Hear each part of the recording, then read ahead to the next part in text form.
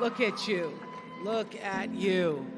I have to say thank you to Dr. Tatum, to the trustees and all of the faculty, our distinguished honorary guests, all of the family in the house. Thank you. Friends of the graduates. It is my exquisite delight to stand before you, the 125th graduating class, this year, 2012. As I stand before you, I see the reflection of myself in your eyes. I feel in the rhythm of your heartbeat my own. I feel your desire. I feel your yearning to do well and be well in the world. I congratulate and celebrate you. I'm so happy that we had a chance to spend 2.5 hours together yesterday, because my heart was so filled with what I do know for sure about being successful in life and what it takes, that I knew I wouldn't be able to get it all in a commencement speech. So I've tried to condense into just 3 items. Aren't you glad it's 3 and not 10? What I feel really matters and that I want to share with you. I did a lot of thinking and praying about you all, because you are me. You represent who I am, who I have been, and who I can be in the world. And so my prayer is that I will be a vessel so that the words will flow through me to you in such a way that when the times get tough, you remember and you know. Yesterday I heard the Glee Club sing, and today, that Glee Club, y'all need a show.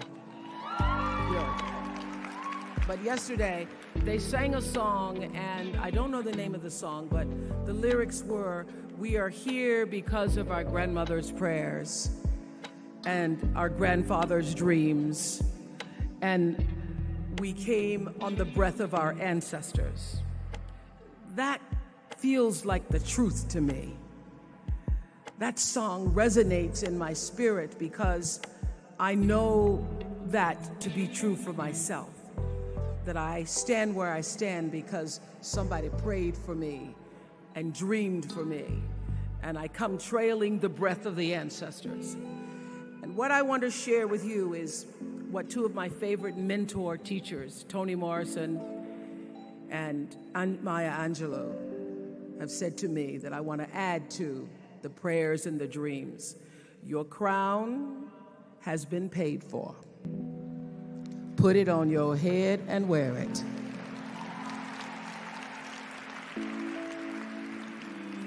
You're going to walk out of here with a crown today that has been paid for, not just by you and your 4 years, but paid for by the blood from the lynchings, the tears and the sweat, from the toil and the trials and the sorrows, from the burdens and the weariness, paid for by the sit-ins and by the setbacks, and paid for by those who, in the words of Sterling Brown, strong men kept a coming on, stronger, strong men getting stronger.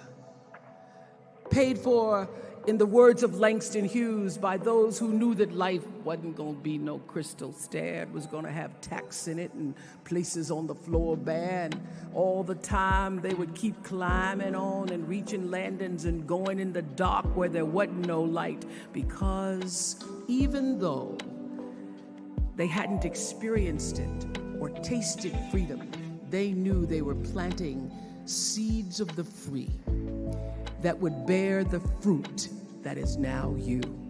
This is their day as well.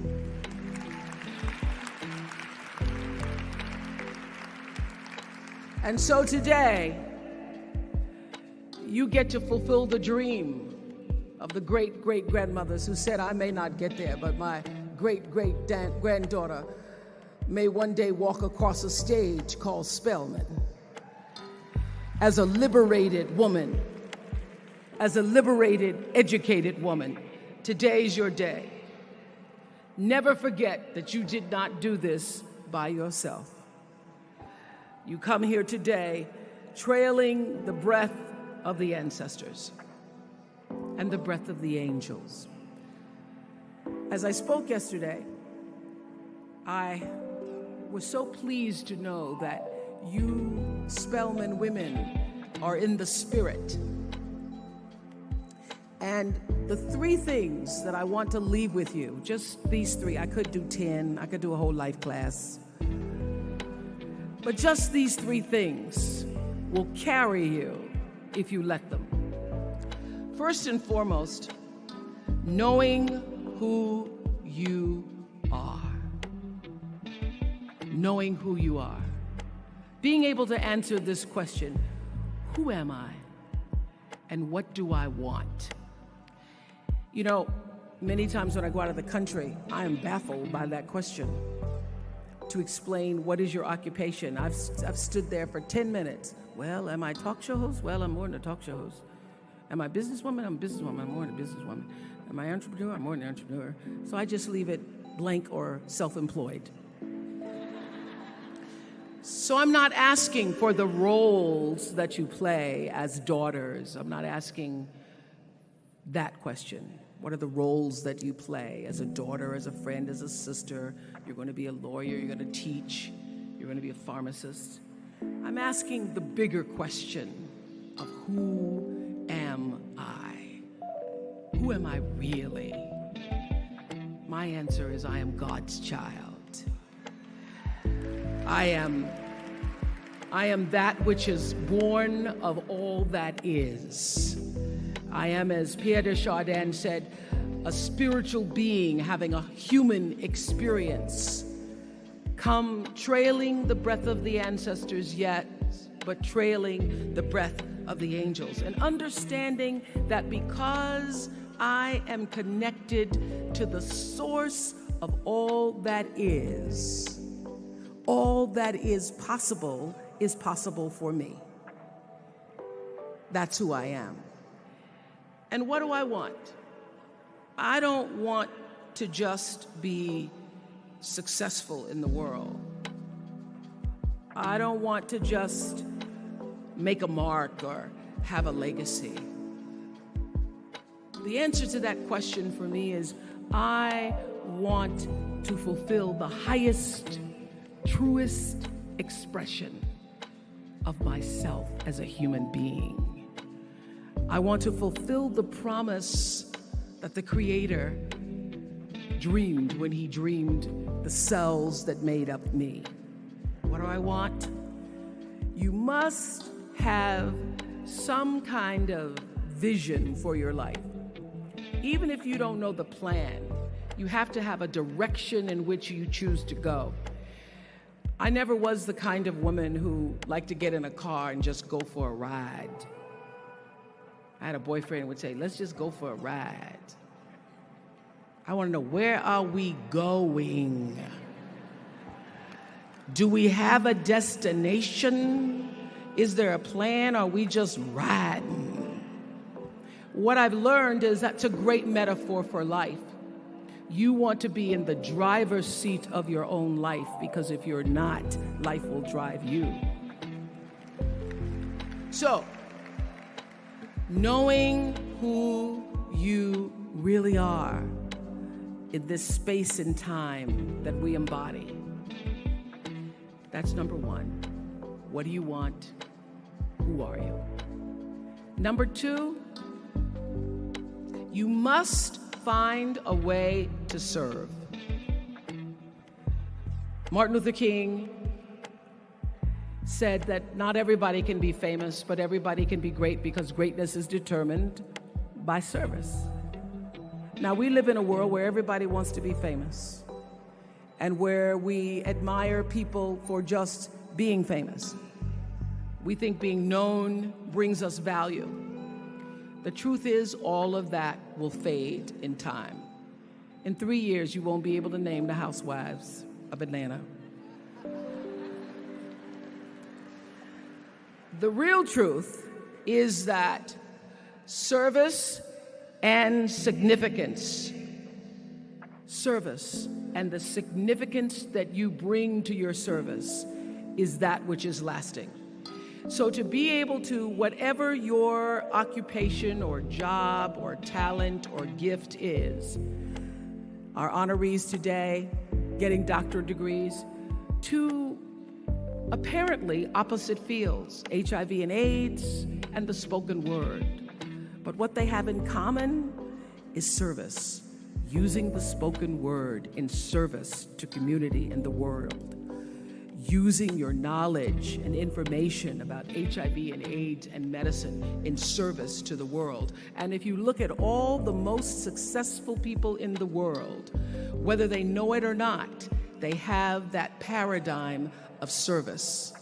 Everybody's talking about Mark Zuckerberg and IPO. Service. Jay-Z rapping. Service. Through the word, to people, through song. For many years, I was really just happy to be on TV, and people would stop and say, "Oh, you on TV?" "Yeah, I'm on TV. I like being on TV. It's a nice job." And it was about the time that I received my honorary doctorate from Spelman around 1993. So I don't know if that had something to do with it. I thought of myself as Dr. Winfrey.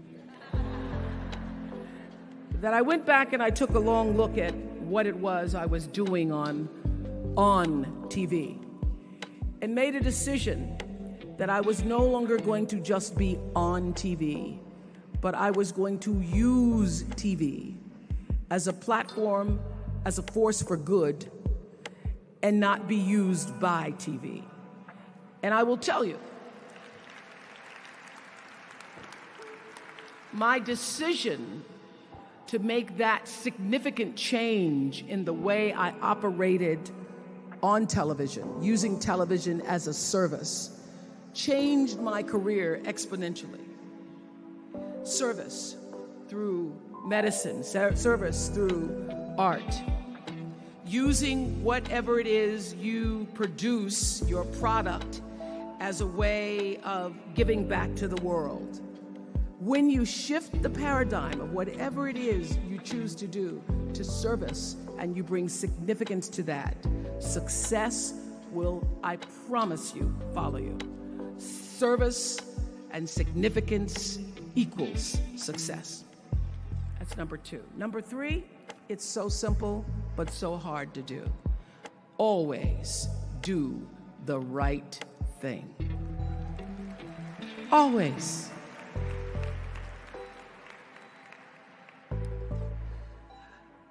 Be excellent. People notice. Think of how you notice. You go to Taco Bell, somebody gives you an extra napkin and some sauce. You notice.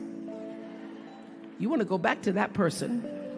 Because even at Taco Bell, excellence shows itself. Be excellent. Let excellence be your brand. Everybody talks about building a brand. I never even knew what that was. When people say, "You're a brand," I would say, "No, I'm just Oprah." What I recognize now is that my choice to, in every way, in every example, in every experience, to do the right thing and the excellent thing is what has created the brand. Years ago, I did an ad for Revlon for an ad they were doing called Unforgettable Women. And what I know is that when you are excellent, you become unforgettable. People remember you. You stand out. Regardless of what it is, you become an unforgettable woman. And that is what we all want. We want to be unforgettable and not forgettable. So doing the right thing, even when nobody knows you're doing the right thing, will always bring the right thing to you. I promise you that. Why? Because the third law of motion is always at work. For every action, there's an equal and opposite reaction. That is so true in all of our lives. That's what Newton said. Celia in The Color Purple said it. Everything you even try to do to me, already done to you. Everything you even try to do to me, already done to you. So you don't have to worry about revenge or getting back at somebody, making sure they pay. You just have to do the right thing, and the right thing will follow you even when people don't support it. I remember many times on my show. There are many shows y'all never saw. And the reason you didn't see them is because I got the last vote. And I remember 2010, my team, hardest working team in television, had done this interview with a woman who turns out she was a Sunday school teacher by day and a sex addict at night. Ooh. They were like, you won't believe it. We got her going out, we got her with the men, and we get to show her, and she was willing to show us everything. I sat down with a woman for an interview that was taped. And during the process of the interview, I said, why are you doing this? And she said, oh, I want to help people. I want to tell my story and I want to help people. I said, do you have children? She says, yes, I have a 10-year-old son. I knew right then this is never going to see the light of day. So we got off the air and I said to the lady, we are not going to air that show. And she said, why? My producer said, why? She knew she was being filmed. She knew what she was saying. She knows what you... I said, because her son will never get over it. Her son will never get over it. And it's not worth a rating point to me. Not worth a rating point to me to know that there's a 10-year-old boy who's destroyed because his mother went on the Oprah Winfrey show and told all her business. You do the right thing, even when other people think it may not be. And oftentimes, when you make a decision to do the right thing, immediately you're faced with doubt. Was that the right thing? Was that the right decision? I don't know. Was that the right thing? You always know it's the right thing, when in the end, there is peace. You are rewarded by peace in knowing that you did the right thing.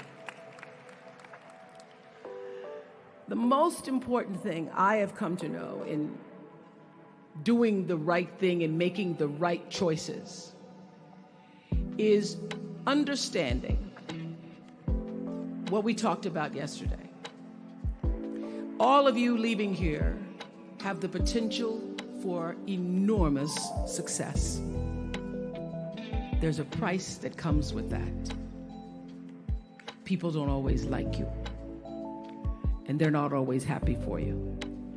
And if you surround yourself with people who are not accustomed to your success, they become fearful, they become scared, because you are reflecting back something to them that they don't recognize. Now, they're not going to say, you know, I'm very fearful, because you're reflecting back to me something I don't recognize. They're going to say, you know what they're going to say? They're going to say, who she thinks she is. Who she thinks she is. That only happens when you are around people who do not mean and want and aspire to the best for you. People who want the best for you want you to be your best. So my greatest advice to you is to surround yourself with people who are going to fill your cup until your cup runneth over. So when people say you're so full of yourself, you can say, yeah.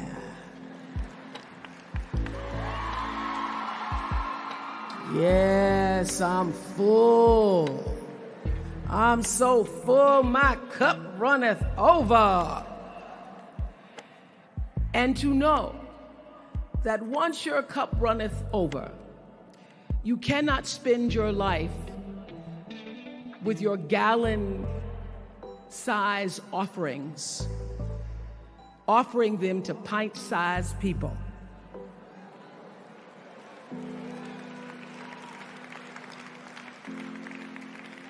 You have got to surround yourself with gallon-sized people who can hang in the same company with you so that you're not offering your gallons to those little pints out there who can't hold it anyway.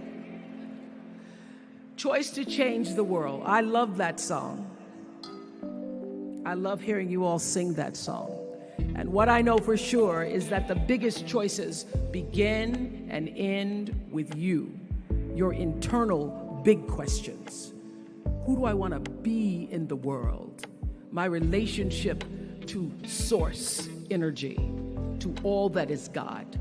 I'm not talking about what you believe in God. I'm talking about your experience of that which is all life, which is divine and universal. I'm talking about the big deal, being connected and aligned with that. When you are tuned in and charged into that, whenever you feel empty, you go inside yourself and you connect to the source and you know that all things are possible. To know that and to choose to do the right thing in service and significance, I promise you, you will create a vessel of service for yourself first, because you have to honor yourself first. You have to give to yourself first, otherwise you have nothing to give away. You will create a vessel for yourself, for your family, your community, and the world. And those three things will not only lead you to a blessed life. I stand as a witness. My life is so blessed, I can't even take it in sometimes. It will lead you not just to a gifted life and a rewarding life that fills you up, but a sweet life. That's what you want. You want the sweetness. You want it to be so sweet, so that even when the storms come, and they will, you'll know this too shall pass. This too shall pass. The storm is passing over, and you shall not be moved, because you know who you are. When you can do that, grace will follow you. Grace and glory. And when they see you coming, it ought to make them proud. They say it's the click of your heels. It's the bend of your hair. It's the palm of your hand. It's the need for your care. Because you a woman. You a Spelman woman.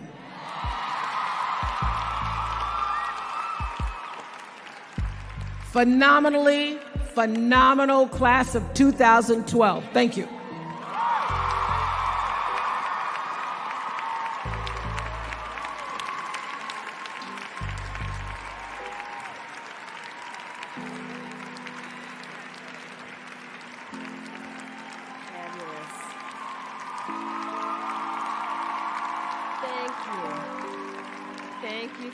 Thank you.